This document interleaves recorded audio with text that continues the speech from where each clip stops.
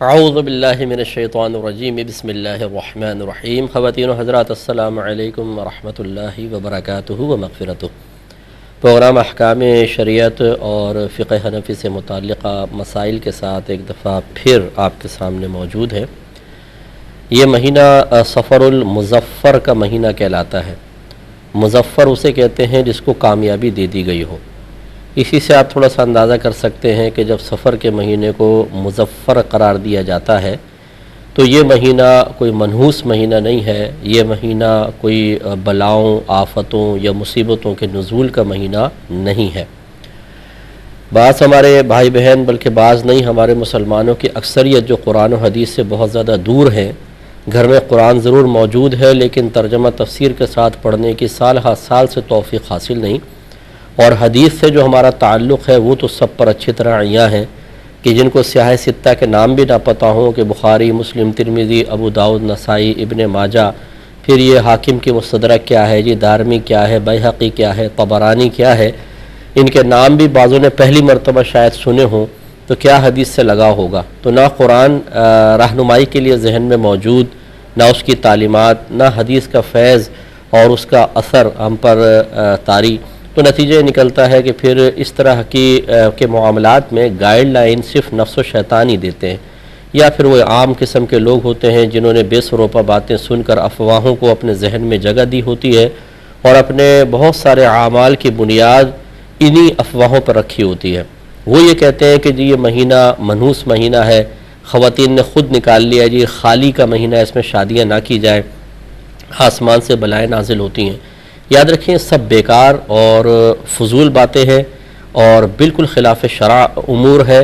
یہ مہینہ بھی دیگر 11 مہینوں کی طرح اپنے اندر بے شمار برکات رکھے ہوئے ہے۔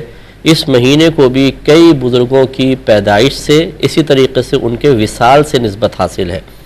یاد رکھیں جس تاریخ کو کوئی بزرگ پیدا ہو وہ بھی باعث برکت تاریخ ہوتی ہے، اور جب ان کا وصال ہو تو بہت زیادہ باعث برکت ہوتی ہے، کیونکہ جب اللہ تعالیٰ کسی اپنے مقرب بندے کو دنیا میں بھیجنا چاہے تو دنیا تو آلائشوں کی جگہ ہے، آزمائش کا گھر ہے، تب بھی وہ تاریخ بابرکت ہو جائے، اور جب اسے اپنی بارگاہ بے کس پناہ میں واپس بلائے، اسے اپنے رحمت کے مقام پر بلائے، تو یقینی سی بات ہے کہ وہ تاریخ بدرجہ اولیٰ پہلی پیدائش کی تاریخ سے بھی بہت اچھی ہوگی۔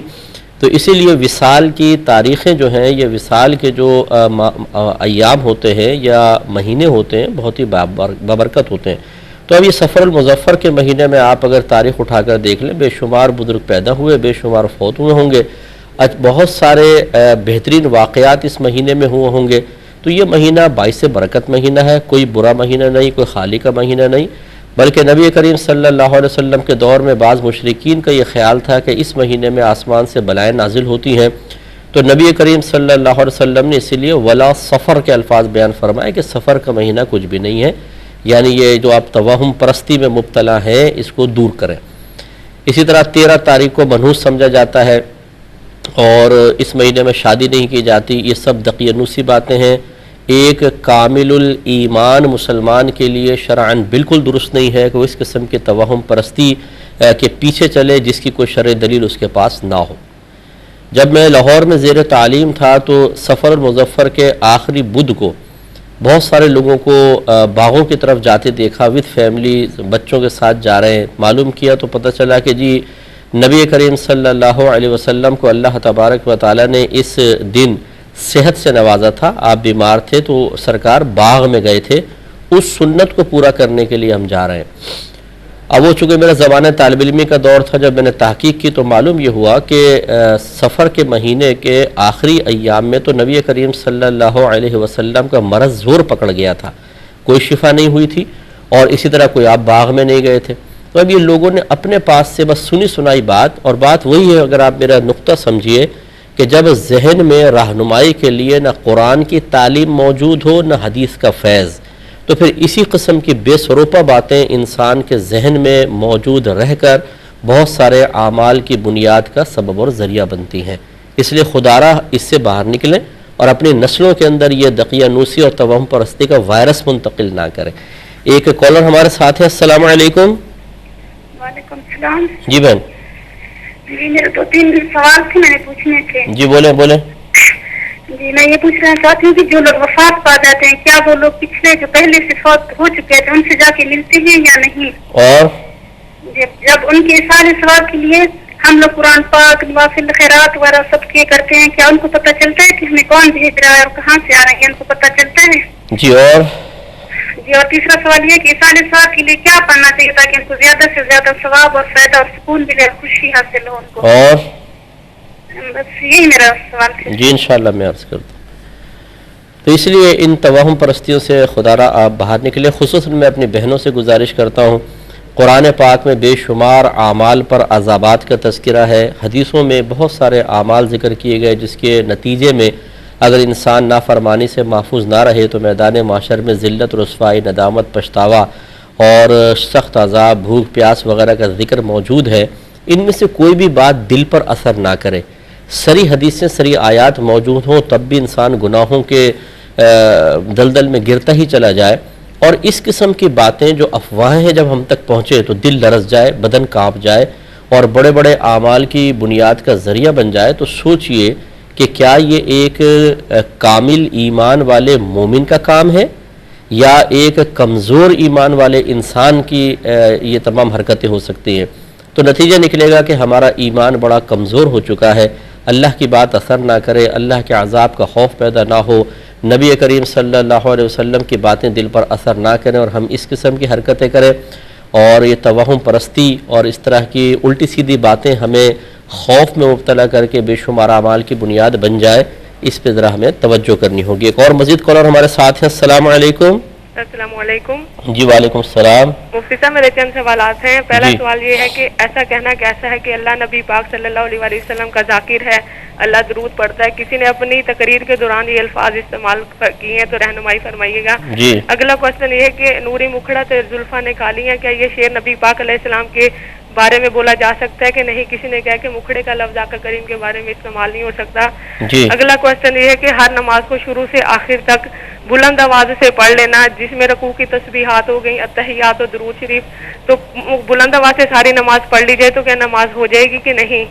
اور میرا اگلا کوشچن یہ ہے کہ گھر میں رکھے نفلی چندہ جمع کرنے والے باکس میں اگر کوئی نابالغ بچہ اپنی جیب خرچی ڈال دے تو کیا گھر والے اس کو راہ خدا میں دے سکتے ہیں کہ نہیں؟ اس حوالے سے رہنمائی فرمائیے گا۔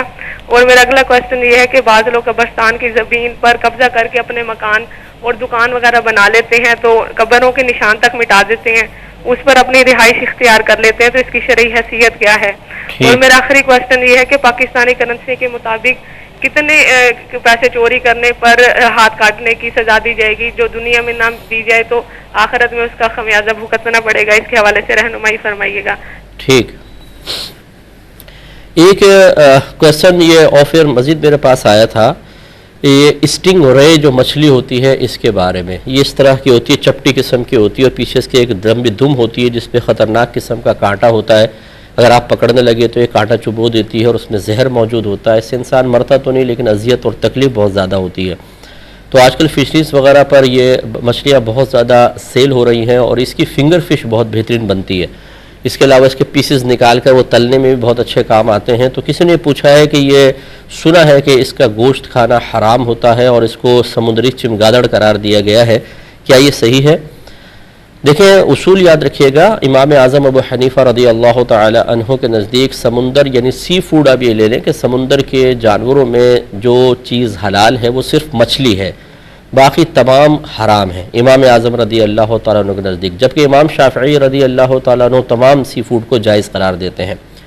اب مچھلی کسے کہتے ہیں یہ کوئی شریعت کی طرف سے اس کی تعریف مقرر نہیں ہے، بلکہ اصول یہ ہوتا ہے کہ جب شریعت نے کسی چیز کی مکمل معرفت اور وضاحت نہ دی ہو تو پھر اس فیلڈ سے تعلق رکھنے والوں کا قول اور آپ کے زمانے کا عرف اس کی دلیل بنتا ہے۔ چنانچہ اگر مچھیرے اس کو مچھلی قرار دیں یا کسی بھی چیز کو مچھلی قرار دیں یا آپ کے شہر میں، آپ کے محلے میں، آپ کے علاقے میں اسے مچھلی ہی قرار دیا جا رہا ہو تو وہ مچھلی ہے، اور اسے غیر مچھلی کہیں تو غیر مچھلی ہے۔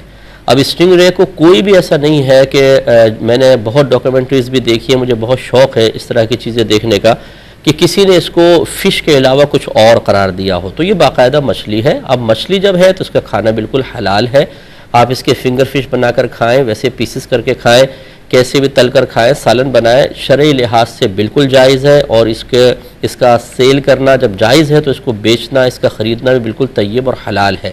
بلکہ میں دائرہ ادب میں رہ کر ایک گزارش یہ کرتا ہوں کہ جس چیز کو اللہ تبارک و تعالیٰ اور اس کے رسول کریم صلی اللہ علیہ وسلم نے طیب اور حلال قرار دیا ہو، اسے حرام کہنا بہت بڑا گناہ کبیرہ ہے۔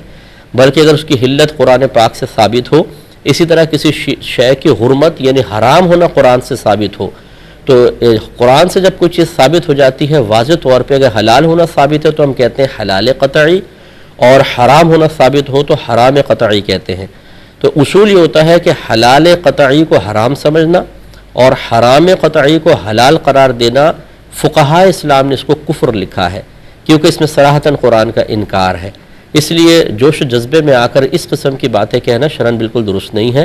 اور آخری قرضی میں یہ کر دوں کہ ایک ہوتا ہے چیز کی پہچان و شناخت، جیسے یہ کہ مچھلی ہے یا نہیں ہے، اس میں تو ایک عام مچھیرے کی رائے بھی بڑی اہمیت رکھتی ہے، لیکن ایک ہوتا ہے کسی شے کا حکم شرعی معلوم کرنا کہ یہ حلال ہے یا حرام۔ اس میں مچھیرے کی رائے نہیں چلتی ہے، اس میں دکاندار کی رائے نہیں چلے گی، اس میں پپو پان والے کی نہیں چلے گی، اس میں مفتیان کرام سے پوچھا جائے گا، علماء اسلام سے پوچھا جائے گا، کیونکہ حلت و حرمت کا حکم کوئی مطلب اگر کوئی دکان میں کوئی شے بیچ رہا ہے، اس بیچارے کو پتہ ہی نہیں ہوتا کہ کیا چیزیں حلال ہیں کیا چیزیں حرام ہیں۔ شرعی حکم تو علماء کے ذمے ہے، مفتیان کرام کے، وہ بھی میں کہتا ہوں مفتیان کرام کے ذمے ہے کہ وہ بتائیں گے۔ اس لیے جب ہم اپنی دنیاوی کوئی معاملات حل کرنا چاہیں، کبھی کسی فٹ پاتھ والے کے قول پر اعتماد نہیں کریں گے، چلتے پھرتے آدمی کے خاندان سے وابستہ کسی شخص کے قول پر اعتماد نہیں ہوگا، اچھی طریقے سے اس فیلڈ کے ماہرین سے مشورہ لیا جائے گا۔ لیکن جب حلت و حرمت کے مسائل نکالنے ہوں، کسی چیز کا جائز اور ناجائز معلوم کرنا ہو، تو پپو پان والا بھی مفتی اعظم پاکستان بن جاتا ہے۔ تو یہ بالکل غلط رویہ ہے، غلط طریقہ کار ہے۔ خلاصہ کلام یہ ہے کہ سٹنگرے کا کھانا بالکل طیب حلال ہے، اگر کوئی اس کو بیچ رہا ہے، خرید رہا ہے، اس کو لوگوں کو کھلا رہا ہے، بالکل حلال ہے، اس میں کوئی شرعی طور پہ گرفت نہیں ہے۔ ایک اور کالر ہمارے ساتھ ہے۔ السلام علیکم۔ ہلو، السلام علیکم۔ جی وعلیکم السلام۔ جی میں مردان سے شیراز بات کر رہا ہوں، ایک ایشو ہے۔ تھوڑا سا زور سے بولیں گے، تھوڑا سا زور سے۔ میں مردان سے بات کر رہا ہوں، شیراز نام ہے میرا۔ جی شیراز بھائی فرمائیے۔ اپنے ٹیلی ویژن کی آواز بند کریں، آپ اس پہ سنیں گے نا تو لمبا ہوگا، ڈیلے ہوتا ہے۔ صحیح صحیح، میں نے ٹیلی ویژن کی آواز بند کی۔ جی جی بولیے۔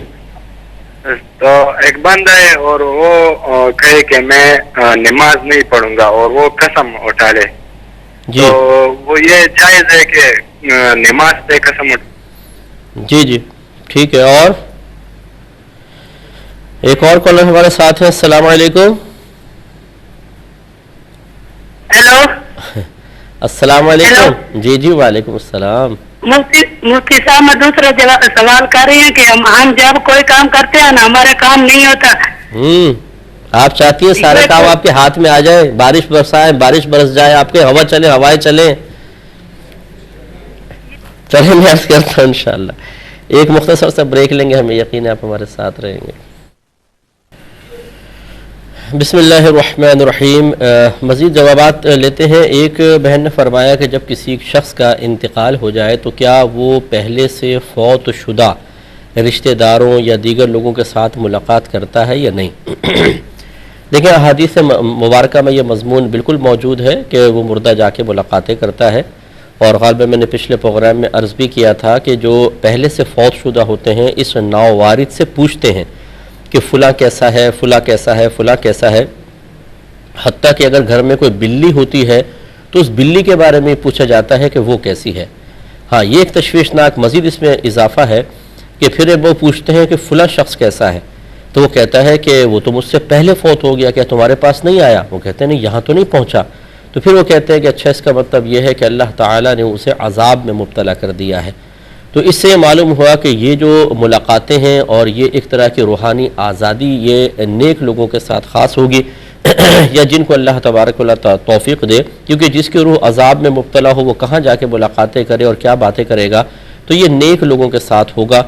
گناہ گار قسم کے جو افراد ہیں وہ جو اپنے گناہوں کے عذاب میں مبتلا ہوں وہ مقید ہوں گے، اور یہ ہو سکتا ہے کہ پھر اللہ تبارک و تعالیٰ کرم فرمائے اپنے محض اپنے فضل و کرم سے، نبی کریم صلی اللہ علیہ وسلم کی نگاہ عنایت سے، یا اس کے جو رشتہ دار ہیں ان کی دعائے بخشش و مغفرت کے صدقے میں اللہ تعالیٰ اس کو بخش دے، تو پھر وہ جا کر ان سے ملاقات ضرور کر لے گا۔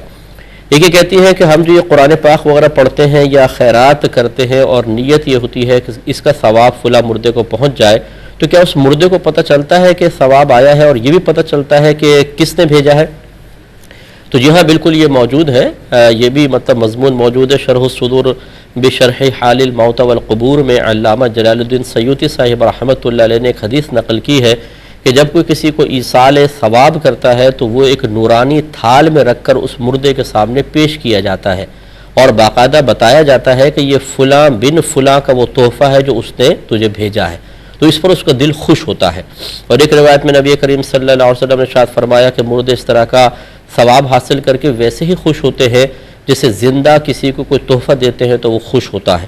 تو بالکل اس تک پہنچے گا اور آپ کا اور آپ کے والد کا نام بھی اس کے سامنے ذکر کیا جائے گا، اس اعتبار سے اس کو معلوم ہوگا کون میرے پاس کیا بھیج رہا ہے۔ ایک انہوں نے کہا کہ زیادہ بہتر کس چیز کا ثواب ایصال کرنا ہے وہ عمل بتا دیں۔ دیکھیں سب سے پہلے تو اخلاص ضروری ہوتا ہے کہ اللہ تبارک و تعالی، یہ ہمیشہ یاد رکھیں کہ جب بھی آپ کو ایصال ثواب کرنے لگے وہ مردے کے لیے آپ نہ پڑھیں، اللہ کے لیے پڑھیں، یعنی رضا الہی مقصود ہو، ثواب کا حصول مقصود ہو، بس صرف اللہ ہی پیش نظر ہونا چاہیے۔ اس کے بعد آپ حسن ظن قائم کریں کہ اللہ تبارک و تعالی نے میری عبادت کو قبول کر لیا ہوگا اور اس پر اب ثواب کا ترتب بھی ہوا ہوگا۔ پھر آپ اللہ کی بارگاہ میں دعا کریں کہ اللہ تعالیٰ اس میرے نیک عمل کو قبول فرما لے اور اس کا جو ثواب تو نے مجھے عطا فرمایا وہ میں نبی کریم صلی اللہ علیہ وسلم کی خدمت اقدس میں اور آپ کے وسیلے سے حضرت آدم علیہ السلام سے لے کر آج تک جتنے مسلمان دنیا سے پردہ فرما چکے، دنیا میں موجود ہے، قیامت تک آئیں گے، سب کے نام اعمال میں منتقل فرما دے۔ یاد رکھیں سب کو ملے گا اور مکمل ملے گا، ٹوٹ کے نہیں ملے گا۔ ہم بخل کرتے ہیں چاچا کو مل جائے، تایا کو، دادا کو، ابا کو، یہ بھی کوئی غلط نہیں کہہ رہا ہوں لیکن بہتر ہے کہ سب کو کرے۔ تو سب سے پہلے تو اخلاص بہت ضروری ہوتا ہے۔ اس کے بعد میں چونکہ ایک علمی فیلڈ سے وابستہ ہوں اور میں اس کی اہمیت کو بہت اچھی طرح جانتا ہوں اور میں اس پر کوئی ہمارے ساتھ مناظرہ کر بھی نہیں سکتا، انشاءاللہ نہ کرنے کی جرات کرے گا کہ علم سے زیادہ انسان کے لیے سریع الاثر قبولیت کے اعتبار سے اللہ کی بارگاہ میں مقبول اور مقرب ہونے کے اعتبار سے کوئی شے نہیں ہے۔ لہٰذا میں یہ اکثر گزارش کرتا ہوں کہ آپ اگر کوئی اچھا دینی طالب علم ہے جو واقعی اخلاص کے ساتھ علم سیکھ رہا ہو اور وہ اچھے انداز سے دین کی خدمت کا جذبہ بھی رکھتا ہو، آپ اس کو عالم بنا دیں، مفتی بنا دیں، اس کا خرچہ اٹھا لیں اور اس کا ثواب فلاں کو دیں، تو یہ بہترین ثواب جاریہ ہے، بہت بڑا ثواب جاریہ ہے۔ اور اس کے علاوہ پھر آپ مسجد بنوا سکتے ہیں، مسجد کی تعمیر میں حصہ لے سکتے ہیں، قرآن پاک مسجد میں رکھوا دیں، اس میں لوگ پڑھ لیں گے، کوئی سبیل بنا دیں جس سے لوگ پانی پیتے رہیں گے تو ان کو ثواب ملتا رہے گا۔ لیکن جو بہت بڑا ثواب جاریہ ہے جو آپ نے سب سے بہتر معلوم کیا، تو میرے نزدیک بہرحال علم کی خدمت ایک بہترین نیک عمل ہے اور اس کا کثیر ثواب ہے، اور اگر اس کو ثواب جاریہ بنا لیا جائے تو پھر یہ آپ کی نسلوں تک کو رنگ دے گا انشاءاللہ۔ ایک ہی کہتے ہیں کہ کسی مقرر نے تقریر کرتے ہوئے کہا کہ اللہ تبارک و تعالیٰ بھی نبی کریم صلی اللہ علیہ وسلم کا ذاکر ہے، یعنی ذکر کرنے والا ہے، کیونکہ وہ درود پاک بھیجتا ہے، تو اس لیے آپ بھی کریں۔ دیکھیں اس میں ایک جہت سے تھوڑی سی بات صحیح ہے اور ایک جہت سے غلط بات ہے۔ جب ہم درود کی نسبت اللہ تبارک و تعالیٰ کی طرف کرتے ہیں کہ اللہ درود بھیجتا ہے، تو ایسا نہیں ہے کہ معاذ اللہ جسے ہم کہہ رہے ہیں صلی اللہ علیہ وسلم یا صلی اللہ علیہ نبی الامی وآلہ صلی اللہ علیہ وسلم، اس طرح اللہ تبارک و تعالیٰ پڑھ رہا ہوگا، وہ پڑھنے سے پاک و صاف ہے۔ اللہ تعالیٰ کی طرف جب درود کی نسبت کی جائے تو اس سے مراد ہوتا ہے انزال رحمت، یعنی ہم یوں کہہ رہے ہوتے ہیں کہ اللہ تعالیٰ اپنے حبیب پر رحمت نازل فرماتا ہے، اس کو درود سے تعبیر کرتے ہیں۔ اور جب ہماری طرف درود کی نسبت ہو کہ ہم درود پڑھتے ہیں تو اب باقاعدہ پڑھنے کا تصور بھی ہوگا، اور اس کا مطلب ہوتا ہے رحمت کی دعا کرنا، یعنی صلی اللہ علیہ وسلم کا مطلب یہ ہوگا کہ اللہ تعالیٰ نبی کریم صلی اللہ علیہ وسلم پر رحمت اور سلامتی نازل فرما۔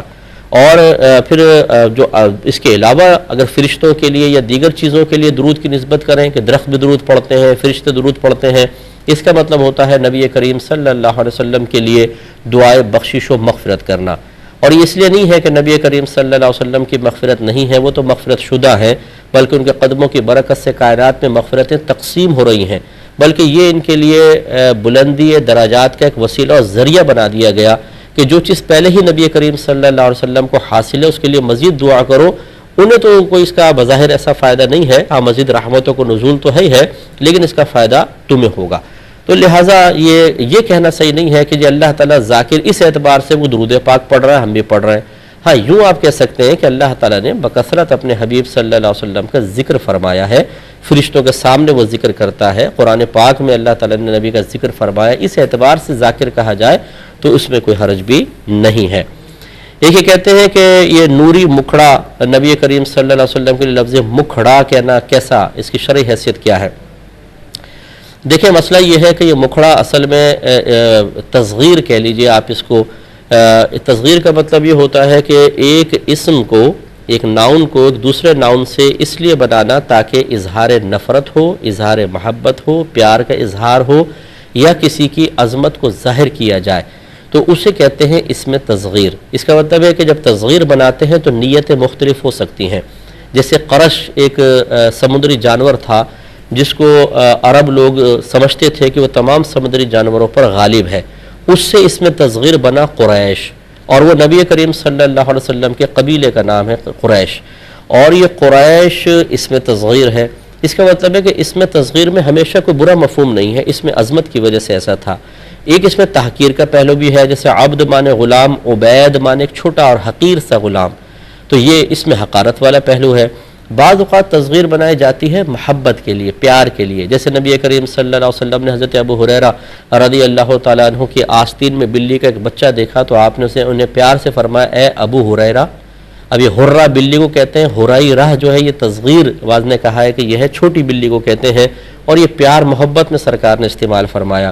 اس کا مطلب یہ ہوا کہ اس میں تصغیر ہمیشہ حقارت کے لیے نہیں ہوتا، انسان کی نیت پر موقوف ہے کہ وہ کس لیے اس اسم کو بنا کر دوسرے کے لیے استعمال کر رہا ہے. اس لیے یہ مکھڑا جو ہے یہ پیار محبت میں، پیار میں نبی کریم صلی اللہ علیہ وسلم کے لیے استعمال کیا جاتا ہے اور بکثرت استعمال ہوا ہے، لہٰذا اس میں کوئی حرج نہیں ہے. اسی طرح نبی کریم صلی اللہ علیہ وسلم کو کملی والا کہنا، تو یہ کملی کا لفظ خود ہمارے اکابرین نے استعمال کیا ہے کتابوں میں، اس لیے اس کو کمبل کی کہتے ہیں، تصغیر ہے جی کملی، لیکن یہ محبت اور پیار میں استعمال ہو رہا ہے، اس لیے اس میں کوئی حرج نہیں ہے، بالکل استعمال کر سکتے ہیں. ایک انہوں نے کہا کہ کیا اگر کوئی شخص اکیلے نماز پڑھ رہا ہو اور وہ بلند آواز سے پوری نماز ختم کر دے، یعنی ثنا بھی بلند آواز سے، پھر آخر میں قرات وغیرہ تو ہے ہی ہے، پھر التحیات درود شریف دعا بھی بلند آواز سے پڑھے تو کیا حکم شرع ہوگا؟ دیکھیں جب انسان تنہا نماز پڑھتا ہے تو اسے اس بات کا خیال تو ضرور رکھنا ہے کہ یہ سری نماز ہے یا جہری نماز ہے. جہری نمازیں 3 ہوتی ہیں، فجر ہے، مغرب، عشاء، اور سری 2 ہیں، ظہر اور عصر. سری نمازوں میں آہستہ قرات کی جاتی ہے اور جہری نمازوں میں منفرد کو اختیار ہے کہ وہ آہستہ پڑھے یا بلند آواز سے. لہذا اگر سری نماز میں کسی نے الحمد شریف یا سورت کو اتنی آواز سے پڑھا کہ اگر اطراف میں 4-5-6 لوگ ادھر اور 4-5-6 لوگ ادھر ہوتے، ان تک آرام سے آواز پہنچ جاتی، تو پھر اس نے سری کو جہری بنایا اور یہ شرعاً درست نہیں ہے، نہ امام کے لیے درست ہے نہ منفرد کے لیے. لیکن جو باقی جہری نماز ہے اس میں امام صاحب کو تو جہر واجب ہوگا، لیکن منفرد شخص اگر پڑھ رہا ہے تو اس کے لیے ضروری نہیں ہے کہ وہ جہر سے پڑھے، وہ سری بھی کر سکتا ہے. باقی جتنی تسبیحات وغیرہ ہوتی ہیں ان میں سر سنت ہے، سر. لہٰذا اگر کسی نے منفرد نے کوئی جہری نماز ہے، یعنی جس میں قرات جہر سے وہ کر سکتا ہے، فجر ہے، عصر، عشاء، اس میں بھی جو تسبیحات وغیرہ ہے ان سب کو آہستہ پڑھنا، اسی طرح التحیات ہے، درود شریف دعا ہے، آہستہ پڑھنا ہی افضل اور اولیٰ ہے. اور آہستہ کی تعریف یہی ہے کہ اتنی آواز سے پڑھے کہ اپنے کان تک سنے. اگر اس نے اتنی بلند آواز سے پڑھا کہ 5-6 ادھر افراد ہوتے تو سن لیتے، یہ جہر بنا اور یہ خلاف سنت ہوا. لہٰذا یاد رکھیں جہاں جہر ہے جہر ہو، جہاں سر ہے اگر واجب ہے سری نماز، یعنی اس کو پڑھنا واجب ہے کہ آہستہ پڑھا جائے، جیسے سری نماز میں قراءت تو آہستہ پڑھے. اسی طرح جتنا پڑھنا آہستہ پڑھنا سنت ہے، جیسے تسبیحات وغیرہ بشمول التحیات درود شریف دعا وغیرہ کے، ان کو آہستہ پڑھنا ہی سنت ہوگا. جہاں آہستہ پڑھنا واجب تھا اگر بلند آواز سے پڑھا تو ترک واجب لازم آیا، اور جہاں آہستہ پڑھنا سنت تھا وہاں پہ بلند آواز سے پڑھا تو ترک سنت لازم آیا، ثواب میں کمی ہوگی. حکم آپ خود ہی سمجھ سکتی ہیں. یہ کہتی ہیں اگر گھر میں کوئی چندے کا باکس رکھا ہو کہ چلیں اس میں پیسے جمع ہو جائیں گے تو پھر ان کو نیک کام میں خرچ کریں گے، خیرات وغیرہ کر دیں گے، تو گھر کا اگر کوئی نابالغ اس میں پیسہ ڈال دے تو کیا حکم شرع ہوگا؟ دیکھیں نابالغ کا صدقہ مقبول ہوتا ہے، وہ کسی کو تحفہ نہیں دے سکتا، گفٹ نہیں دے سکتا، لیکن اگر وہ نیک عمل کرتا ہے، وہ کسی فقیر کو دے دیتا ہے تو اس کا یہ دینا کوئی برا نہیں ہے، اور باقاعدہ اس پہ ثواب کا ترتب بھی ہوگا، تو اس لیے اگر وہ ڈال دے تو کوئی حرج نہیں ہے، آپ اس کو خیرات کر سکتے ہیں۔ یہ کہتے ہیں کہ بعض لوگ قبروں کو مسمار کر دیتے ہیں اور ان پر دکانیں یا باقاعدہ رہائش بنا لیتے ہیں، ایسا کرنا کیسا ہے؟ دیکھیں ہمارا مذہب اسلام جس طرح ایک زندہ مسلمان کے احترام کا حکم دیتا ہے کہ نبی کریم صلی اللہ علیہ وسلم نے اپنے آخری خطبے میں ارشاد فرمایا کہ ایک مسلمان پر دوسرے مسلمان کی جان، مال اور عزت و آبرو کو اللہ نے حرام فرما دیا ہے، تو اچھی طرح یاد رکھیں کہ زندہ آدمی کا یہ احترام ہے، لیکن نبی کریم صلی اللہ علیہ وسلم نے مرنے کے بعد بھی اس کے احترام کا حکم دیا، حتیٰ کہ اس سے تعلق رکھنے والی چیز یعنی قبر کے احترام کا حکم ہے۔ چنانچہ نبی کریم صلی اللہ علیہ وسلم نے ایک شخص کو دیکھا کہ وہ قبر سے ٹیک لگا کر بیٹھے ہوئے تھے، تو سرکار نے فرمایا کہ آپ ایسا نہ کریں، نہ آپ قبر والے کو تکلیف پہنچائے اور نہ وہ آپ کو تکلیف پہنچائے۔ اس پہ مزید کلام کرتے ہیں انشاءاللہ ایک مختصر سے بریک کے بعد۔ بسم اللہ الرحمن الرحیم۔ تو خلاصہ کلام یہ ہوا کہ سوال یہ تھا کہ بعض لوگ قبروں کو مسمار کر کے ان پہ رہائش بنا لیتے ہیں، تو کیا حکم شرع ہوگا؟ اس کا جواب میں آپ کی خدمت میں عرض کر رہا تھا کہ نبی کریم صلی اللہ علیہ وسلم نے قبور کے احترام کا حکم دیا ہے، اور یہ ایک عام شخص کی قبر کا احترام کا حکم ہے۔ پھر جیسے جیسے درجات بلند ہوتے جاتے ہیں، مثلا کوئی حافظ صاحب ہیں ان کی قبر کا اور زیادہ ادب ہے، استاد ہیں، اسی طرح عالم دین ہیں، پھر مفتیان کرام ہیں، پھر اولیاء عظام ہیں، پھر انبیاء علیہم السلام ہیں۔ اسی لیے میں آپ کو گزارش کرتا ہوں کہ یہ جو قبروں پر چادر چڑھانے کا ایک رواج سٹارٹ ہوا تھا یا قبے بنانے کا، اس کی بڑی وجہ یہی تھی۔ اس میں لاجک یہی ہے کہ جب تغیر زمانہ ہوا اور لوگوں کی نگاہوں میں شرعی احکام کی اتنی اہمیت نہ رہی اور ان کے خلاف عمل عام ہونا شروع ہوا، تو دیکھا گیا کہ عموماً قبروں کی بے حرمتیاں ہو رہی ہیں۔ تو یہ فیصلہ کیا گیا کہ کم از کم وہ قبریں کہ جن کا تعلق اللہ کے کسی نیک بندے سے ہے، مقرب سے ہے، اس میں اور ایک عام قبر میں ما بہل امتیاز قائم کیا جائے، یعنی کوئی ایسا فرق قائم کر دیا جائے کہ کم از کم دیکھنے میں یہ تو پتہ چل جائے کہ یہ عام آدمی کی قبر ہے اور یہ کسی اللہ کے نیک اور مقرب بندے کی قبر ہے، کہ لوگ اگر بے حرمتی سے باز نہ آئیں تو کم از کم ان عظیم قبروں کی بے حرمتی تو نہ ہو۔ تو اس لیے پھر اس پہ چادر ڈالی گئی قبر پہ، یا جو بزرگ تھے ان کی قبروں پہ قبے بنا دیے گئے۔ تو ایک مقصد تو ادب اور احترام قائم کرنا تھا، اور دوسرا یہ کہ لوگ آتے تھے قبروں پر ایصال ثواب کی غرض سے، ادھر جو اللہ تعالیٰ کے مقرب بندے پر رحمت نازل ہو رہی ہیں ان سے برکات حاصل کرنے کے لیے، تو وہ سائے میں بیٹھ کر قرآن پاک وغیرہ پڑھ لیں، یہ بھی مقصود تھا۔ تو اس طرح پھر یہ مزارات وغیرہ بنے ہیں۔ تو اب خلاصہ کلام یہ ہے کہ جب اتنے احترام کا حکم ہو تو پھر خود سوچ لیجئے کہ ان قبروں کو مسمار کر دینا، ان قبروں پہ چلنا، ان قبروں پہ روڈ بنا دینا، یا قبرستان میں ان کو پلین کر کے ایک راستہ بنا لینا کہ آپ ایک دروازے سے نکلیں دوسرے دروازے سے باہر چلے جائیں، اور اسی طرح ان پہ پھر رہائش قائم کرنا، یہ سب کا سب علماء نے حرام لکھا ہے، سخت حرام ہے کہ اس طرح بہت ہی بڑی بے ادبی اور بے حرمتی ہے۔ اور وہ مردہ، جیسے کہ حدیث میں نے عرض کی، سرکار نے فرمایا کہ نہ تم قبر والے کو تکلیف پہنچاؤ اور نہ قبر والا تمہیں تکلیف پہنچائے۔ اس کی شرح علماء نے لکھی ہے کہ آپ تو اس کو ٹیک لگا کر اس کے ادب اور احترام کے خلاف کر کے اس کو تکلیف پہنچا رہے ہیں، اور اس کی طرف سے تکلیف یہاں نہیں ہوگی، میدان محشر میں ہوگی کہ وہ اللہ تعالیٰ کی بارگاہ میں فریاد کرے گا کہ اللہ تعالیٰ اس نے مجھے اذیت دی تھی، تو اللہ تعالیٰ اس کا حق دلوائے گا۔ اس کا مطلب یہ ہوا کہ جو قبروں کو مسمار کر کے ان پہ بیٹھے ہوئے ہیں، دکانیں چلا رہے ہیں، گھر قائم کر لیے ہیں، یہ آخرت کے اندر کس قدر سخت حساب و کتاب دینے کے لیے اپنے آپ کو تیار کر رہے ہیں، یہ ان کو مرنے کے بعد ہی پتہ چلے گا۔ اس لیے ایسا اگر کوئی رستہ بن چکا ہو کہ قبروں کو مسمار کر کے لوگ اس پہ چل رہے ہوں، تو اس پہ چلنا بھی علماء نے حرام قرار دیا ہے کہ بالکل دور بھاگیں اس سے، اس پہ نہ چلیں، چاہے لمبا آپ کو راستہ طے کر کے آنا پڑ جائے لیکن اس پہ نہ چلیں۔ اگر آپ کو کنفرم معلوم ہے تو بعض اوقات لوگ افواہیں بھی چھوڑ دیتے ہیں، یہاں شاید پہلے قبریں تھی، ایسا نہیں، کنفرم پتہ ہے تو بالکل نہ کریں۔ اور اگر کوئی افواہ بھی ہو لیکن قریبی مقامی لوگ بتا رہے ہیں تو احتیاط کا تقاضا یہ ہے کہ چلے دور سے تھوڑا چلے جائیں، لیکن بے حرمتی نہیں ہونی چاہیے۔ یہ کہتی ہیں کہ پاکستانی کرنسی کتنی مقدار میں چوری کی جائے کہ شرعی لحاظ سے ہاتھ کٹنے کا حکم ہوگا؟ دیکھیں چوری تو چاہے 1 روپے کی بھی ہو وہ شرعاً چوری کہلاتی ہے، لیکن جس چوری پر حد قائم ہوتی ہے وہ 10 دراہم ہے، یہ کم از کم 10 دراہم کا مال چوری کیا گیا ہو، اور یہ اس کے ساتھ اور بہت ساری شرائط بھی ہے، لیکن آپ نے چونکہ مال کی مقدار کا پوچھا ہے تو 10 درہم، جس کو آج کل اگر آپ حساب کتاب بنائیں تو 1.5 سے 2,000 روپے تقریباً میرے خیال میں بنیں گے، تو اتنی مالیت کا اگر کوئی مال چراتا ہے تو شرعی لحاظ سے وہ قابل گرفت ہے، اور حاکم اسلام چاہے تو اس کا ہاتھ کاٹ سکتا ہے۔ لیکن اب چونکہ یہ سزائیں یہاں پر جاری نہیں ہو رہی ہیں تو بہرحال معلومات کے اعتبار سے تو آپ حاصل کر سکتے ہیں، لیکن عمل اس کی کوئی شکل نظر نہیں آئے گی۔ ایک یہ کہتے ہیں کہ ایک شخص نے یہ قسم کھائی کہ خدا کی قسم مثلا میں نماز نہیں پڑھوں گا، تو کیا ایسا کہنا اس کا جائز تھا؟ تو یقیناً جائز تو نہیں ہے، یہ تو بہت گناہ کا کام کیا اس نے کہ اللہ تعالیٰ کے محترم نام کو ذکر کر کے اور ایک حرام کام کی خواہش کا اظہار کیا ہے، اس فعل پر اس کو اللہ تعالیٰ کی بارگاہ میں توبہ کرنی ہوگی۔ اب وہ کرے کیا؟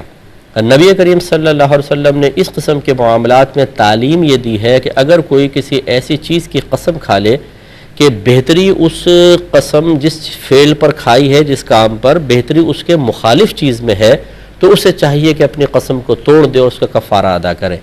تو ان پر فرض ہے کہ اپنی قسم کو توڑے، کیونکہ نماز فرض ہے، اور نماز نہ پڑھنے کی قسم کھانا یہ فی نفسی خود گناہ تھا، تو اللہ کی بارگاہ میں توبہ کریں اور قسم توڑیں اور نماز شروع کریں۔ یعنی نماز پڑھیں گے تو قسم ٹوٹ جائے گی، سمجھ لیں، اب اس کا کفارہ ادا کر دیں۔ کفارہ جو ہے آسان الفاظ میں سمجھ لیں کہ 1,000 روپے وہ صدقہ کر دیں، کم از کم 3 فقراء میں مساکین کے اندر یہ احتیاط ہے کہ 3 کے اندر تقریباً اس کو تقسیم کر کے 1,000 روپے بانٹ دے کفارے کی نیت سے، تو انشاءاللہ کفارہ ادا ہو جائے گا۔ یہ بہن نے کال کرنے کی کوشش کی تھی، وہ کٹ گئی تھی، کہ ہم جس بھی کام میں ہاتھ ڈالتے ہیں وہ کام ہوتا نہیں ہے، تو کیا مسئلہ ہے؟ شاید کوئی جادو ٹونا ہے، کیا ہے؟ دیکھیں یہ ایک نفسیاتی مسئلہ ہو گیا ہے۔ آج کل بہت سارے عاملین ایسے ہیں کہ جو ہر چیز میں جادو ٹونے کے علاوہ کوئی بات کہتے نہیں ہیں، ہر چیز میں نظر بد ہے، ہر چیز میں جادو ٹونا ہے، ہر چیز میں بندش۔ میں حالانکہ شدید مخالف ہوں اس کا، لیکن میں سمجھا رہا ہوں کہ ایسے بولتے ہیں جی بندش ہو گئی ہے، جس کی وجہ سے ہمیں اتنے وسوسے آتے ہیں اور ہم اتنا ان چیزوں کو نوٹ کرنے لگ جاتے ہیں کہ جو اس قسم کی تعلیم کی روشنی میں ہمیں نظر آ رہی ہوتی ہے کہ جو مثبت چیزیں ہوتی ہیں وہ بالکل فراموش ہو جاتی ہیں۔ حالانکہ یہی بہن اگر غور کر لیں کہ ان کے 50 کام ایسے ہوں گے کہ جو ہو رہے ہیں اور اس میں رکاوٹ نہیں ہے۔ مثلا یہ رات کو سونا چاہتی ہیں، سو جاتی ہیں، صبح اٹھتی ہیں، ناشتہ کرتی ہیں، کھانا ہضم ہو رہا ہے، اور بہت سارے معاملات ان کے ہو رہے ہیں، سینکڑوں کام ہو رہے ہوں گے، وہ نظر نہیں آئیں گے، لیکن 1-2 کام جن کو یہ چاہتے ہیں کہ ہو جائے اور نہ ہو تو بولتے ہیں ہمارا کوئی کام ہو ہی نہیں رہا۔ تو یہ وسوسے کیوں آئے ہیں؟ ہم اتنے نازک مزاج کیوں ہو گئے ہیں؟ ہر چیز کے اندر ہماری ہاں اور مثبت ہی کیوں ہونا چاہیے؟ یہ اس لیے کہ ہم چاہتے ہی نہیں ہیں کہ ہم پر کوئی آزمائش آئے، کوئی فکر آئے، اور ہماری نظر صرف اور صرف کمی کے اوپر ہوتی ہے، محرومی جس چیز کے اندر ہے اس پر ہماری توجہ ہوتی ہے۔ جو کامیابیاں ہو رہی ہیں اور جو اللہ تبارک و تعالی نے بغیر طلب کے ہمیں نعمت عطا فرمائی، ان کی طرف ہم بالکل متوجہ نہیں ہوتے، تو یہ ناشکراپن غالب آتا ہے۔ تو پہلی بات تو یاد رکھیں کہ دنیا میں آپ کو اس لیے نہیں بھیجا گیا تھا کہ اللہ تعالیٰ آپ کی مرضی کے تابع ہو کر چلے، بلکہ اس لیے بھیجا گیا تھا کہ اللہ تعالیٰ کچھ احکام آپ کو دے گا، کچھ آزمائشیں دے گا، اس پر پورے اتریں تو آپ امتحان میں پاس ہوں گے، اس کے بدلے میں جنت ملے گی۔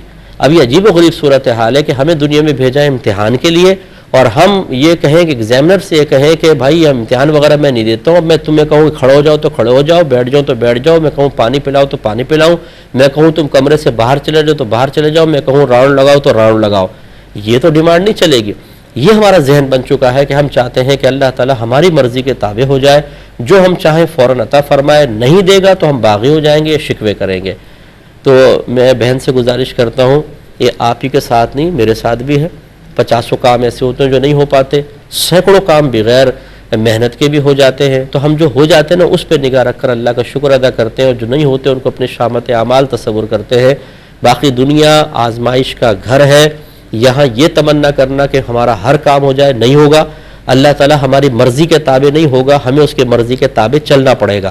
یہ سب اللہ کی جانب سے ہوتا ہے، آزمائشیں اسی کی طرف سے آتی ہیں، وسیلہ مختلف چیزیں بن سکتی ہیں، کوئی انسان، کوئی جانور، کوئی اور طاقت، کوئی دشمن بن سکتا ہے وسیلہ، لیکن حقیقتاً فاعل حقیقی اللہ تبارک و تعالیٰ ہے، اور اللہ تعالیٰ کی طرف ہی متوجہ رہیں کہ اللہ کی طرف سے آزمائش ہے، تو انشاءاللہ سکون رہے گا، اور صبر اور سکون سے ہمیں مطلب کام لینا چاہیے، انشاءاللہ کامیابی ضرور ہوگی۔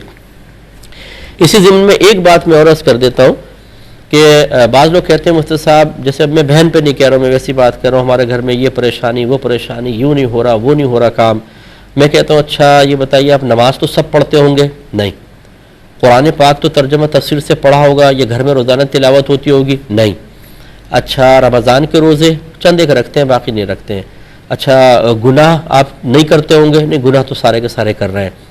تو ہر کام ہم کر رہے ہیں غلط قسم کا، پھر کہتے ہیں کہ پتہ نہیں گھر میں برکت کیوں نہیں ہوتی، ہمارے کام کیوں نہیں ہوتے؟ یعنی ہم تو اللہ کی کوئی نہ مانیں، ہم اللہ تعالیٰ کی مرضی پہ نہ چلیں، اپنی زندگی کو شریعت کے مطابق نہ بنائیں۔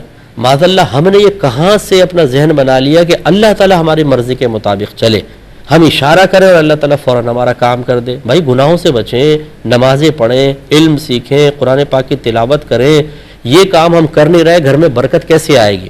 اور اس پر پھر بڑے بھولے پن سے یہ کہنا پتہ نہیں ہم سے کون سی خطا سرزد ہو گئی ہے کہ یہ کام ہی نہیں ہو پا رہے۔ اچھا آپ کو خطا ہی نظر نہیں آ رہی؟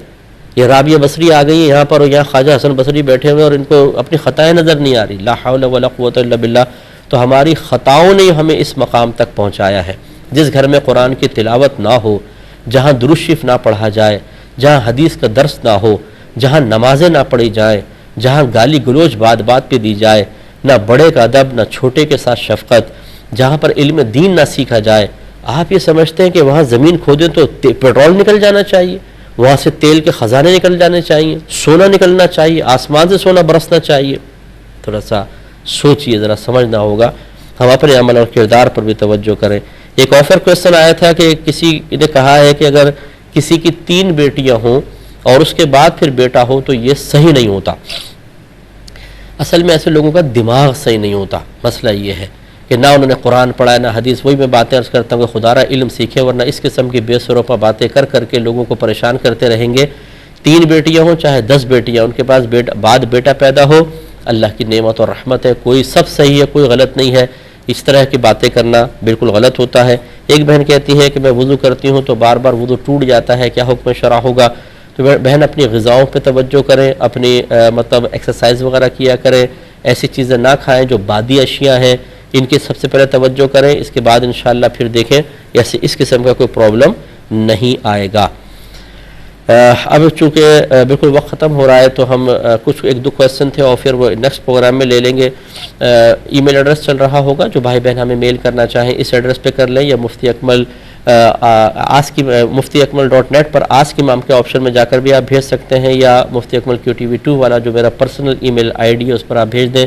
دیر ہو جائے تو معذرت، اور انشاءاللہ بر وقت کوشش کریں گے کہ آپ کو جلدی جواب ملے۔ اب اپنے میزبان کو، ہماری QTV کی پوری ٹیم کو اجازت مرحمت فرمائیں۔ آپ ہمارے لیے دعا کیجیے، ہم آپ کے لیے دعا گو ہیں کہ اللہ تعالیٰ مجھے بھی اور آپ پر ہماری نسلوں کو ہر قسم کے توہم پرستی اور افواہوں کے قبول کرنے سے دوری عطا فرمائے، کامل ایمان والا بنائے، دقیانوسی لوگوں اور ان کی صحبت سے محفوظ فرمائے، آمین۔ وآخر دعوانا ان الحمدللہ رب العالمین۔ میرے ورد لب ہے نبی نبی، میرا دل